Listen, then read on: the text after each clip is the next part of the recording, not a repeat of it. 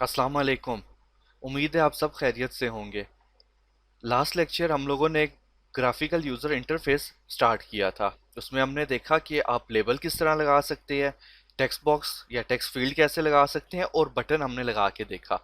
आज हम इस एग्जांपल को थोड़ा सा और आगे लेके चलते हैं और हम ये देखेंगे कि अगर आप उस बटन को क्लिक करो तो उसके ऊपर कोई फंक्शन परफॉर्म अगर आप करवाना चाहते हो तो वो किस तरह हो सकता है, वो हम देख लेते हैं। आप न्यू प्रोजेक्ट बनाओगे, जावा एप्लीकेशन।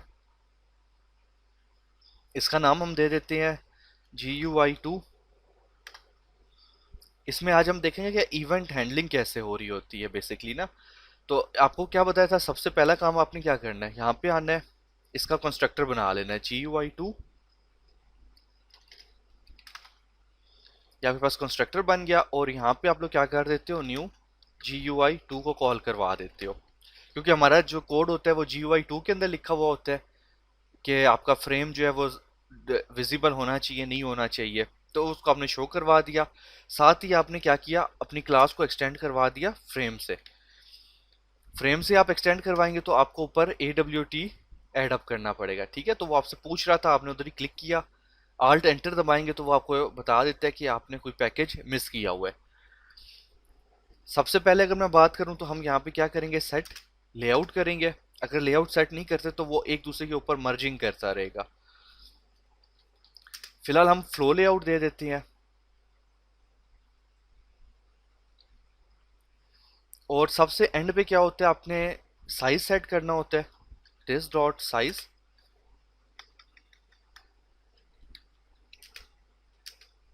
सेट साइज, और हम कह देते हैं कि फिलहाल 200 बाय 200।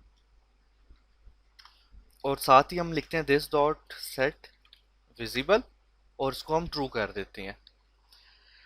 यहाँ पे बाकी कोड हम लोग लिखते जाते हैं, अपना जो हमारा बाकी कोड है। फॉर एग्जांपल सबसे पहले हमने क्या लिखना है, यहाँ पे एक लेबल लगा लेते हैं। लेबल लगाना है तो लेबल क्लास, ठीक है, लेबल क्लास के ऑब्जेक्ट का नाम इक्वल्स टू न्यू, और हम लिख देते हैं यहाँ पे लेबल, और इस लेबल पे क्या लिखा हुआ है, एंटर नेम। जस्ट एग्जांपल दे रहा हूँ आपको।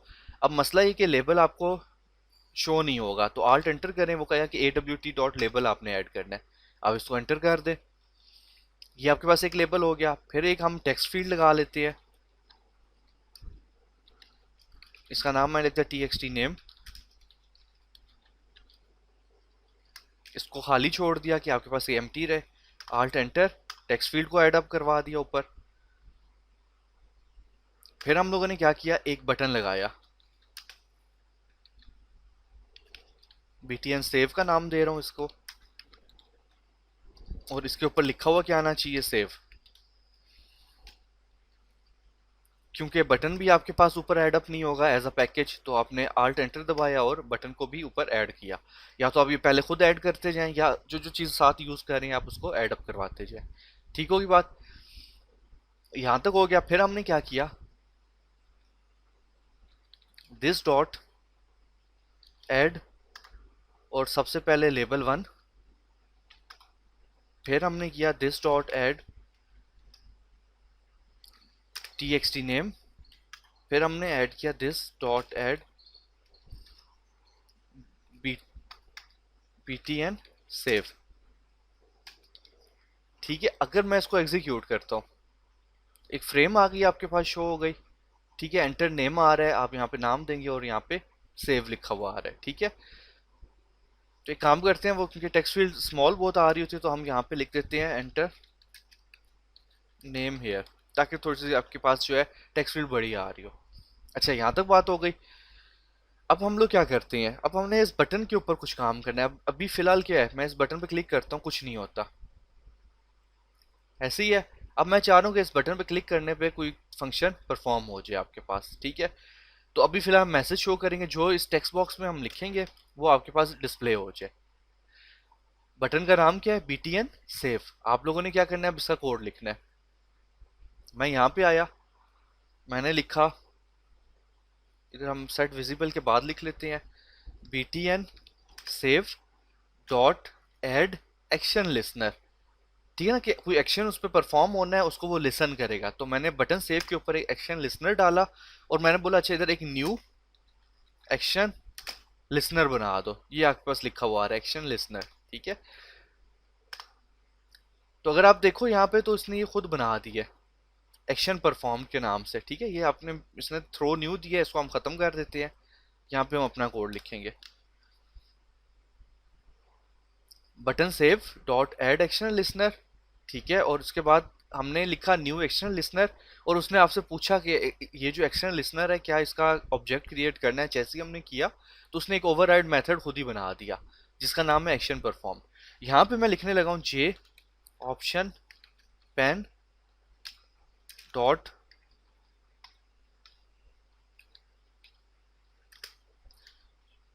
शो मैसेज डायलॉग, ठीक है। बेसिकली ये आपका क्या करता है, जे ऑप्शन पेन एक मैसेज बॉक्स आपको शो कर देगा। क्लियर होगी बात। और मैं यहाँ पे लिख देता हूँ न्यू फ्रेम, और यहाँ पे हम लोग अपना मैसेज दे देते हैं। फिलहाल मैं दे रहा हूँ बटन क्लिक्ड, ठीक है। फिर हम बाकी अगला स्टेप पे देखते हैं क्या आपके पास काम होगा। अब जैसे ही आप बटन के ऊपर क्लिक करोगे, मतलब कोई एक्शन परफॉर्म होगा, तो ऑटोमेटिकली ये फंक्शन कॉल हो जाएगा। एग्जीक्यूट किया, इस पर क्लिक किया, तो आपके पास बटन क्लिक किया, जो आपने सेकंड पे लिखा हुआ था मैसेज, ये आपको शो हो गया। अब मैं यहाँ पे क्या दिखाना लिखना शो करना चाह रहा हूँ, मैं कहता हूँ name equals two plus concatenation txt name. हम लोगों ने नेम बेसिकली कहाँ पे बनाया हुआ है, ये बनाया हुआ है। तो इसको मैं थोड़ा सा चेंज कर रहा हूँ, मैं इसको कंट्रोल सी, मैं इसको क्लास लेवल पे लेके जा रहा हूँ।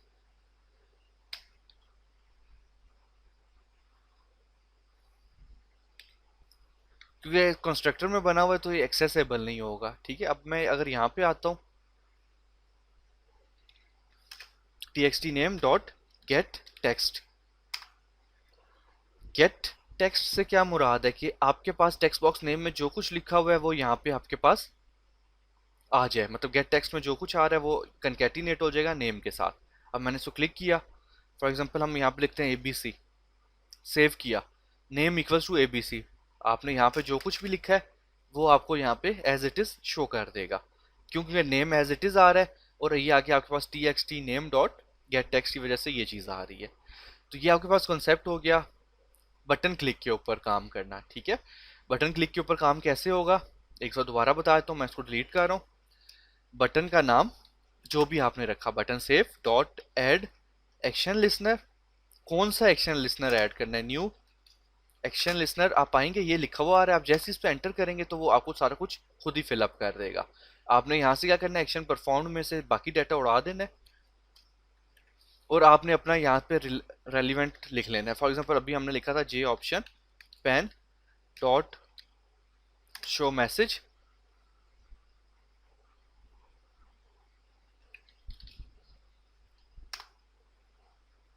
और शो मैसेज में हमने उसको बता दिया कि कहाँ पे शो करवाना है, फ्रेम में शो करवाना है, और कौन सा मैसेज शो करवाना है वो हमने लिख लिया था। For example name equals two plus txt name dot gate text,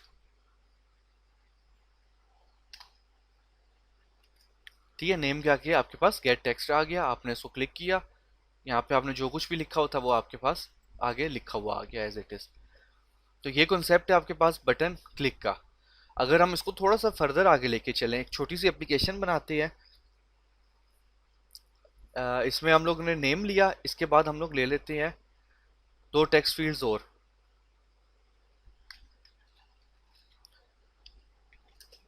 text field txt1, text field txt2। Calculator सा सिंपल सा बना लेते हैं, ठीक है। और हम यहाँ पे बनाते हैं txt1 equals to new text field, और txt2 equals to new text field, इसको हम बोलते हैं value 1,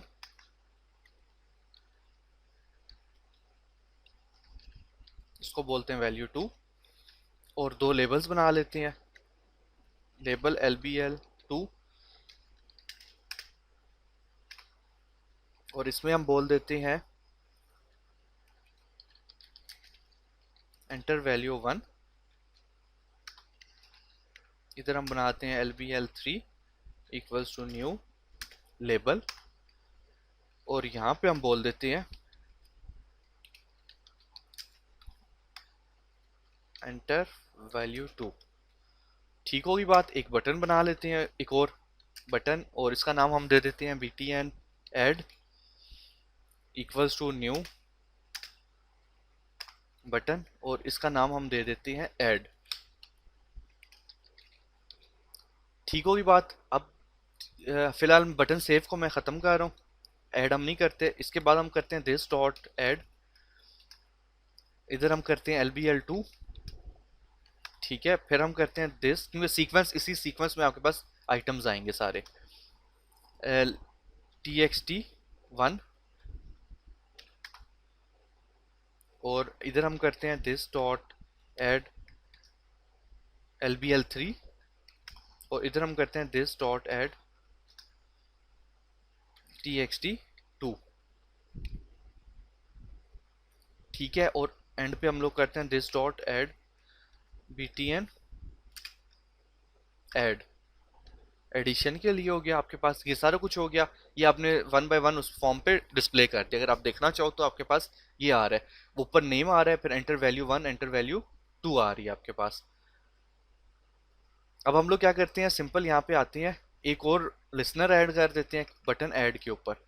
btn add dot add action listener new action listener. आपके पास पूरा फंक्शन खुद बन गया। और यहाँ पे आपने क्या किया, J option pane dot show message,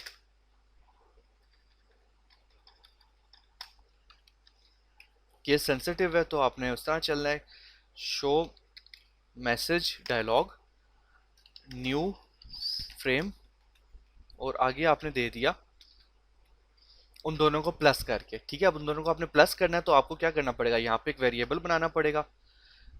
suppose करो इंट टाइप का बना लेते हैं, रिजल्ट इक्वल्स टू, इस रिजल्ट में हमने स्टोर करवाना है। ठीक है, तो सबसे पहले हमें क्या करना पड़ेगा, मैं कहता हूँ v1 equals to integer dot parse int और txt1 dot gate text. txt1 में जो डाटा पड़ा हुआ है वो स्ट्रिंग फॉर्मेट में आएगा, उसको क्या कर दो, पार्स कर दो या कन्वर्ट कर दो इंटीजर में और v1 में स्टोर कर दो। क्योंकि दो अगर आप स्ट्रिंग टाइप्स को प्लस करोगे तो वो कंकैटिनेट हो जाएंगे। यहाँ पे लिखा int v2 equals to, same ये काम, इंटीजर डॉट पार्स इंट, और यहाँ पे आपने बोल दिया txt2 डॉट गेट टेक्स्ट। इसका आंसर आपने v2 में रख दिया, और एक आपने बनाया int result v1 plus v2, और आपने यहाँ पे क्या किया,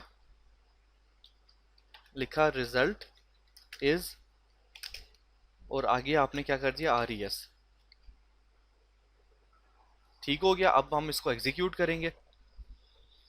मैंने यहाँ पे दिया फॉर एग्जांपल 13 और यहाँ पे दिया मैंने 2, रिजल्ट इज 15। यहाँ पे मैंने दिया 10, ऐड रिजल्ट इज 23। तो आपके पास इस तरह क्या हो जाएगा, ये कैलकुलेटर एप्लीकेशन बन गई।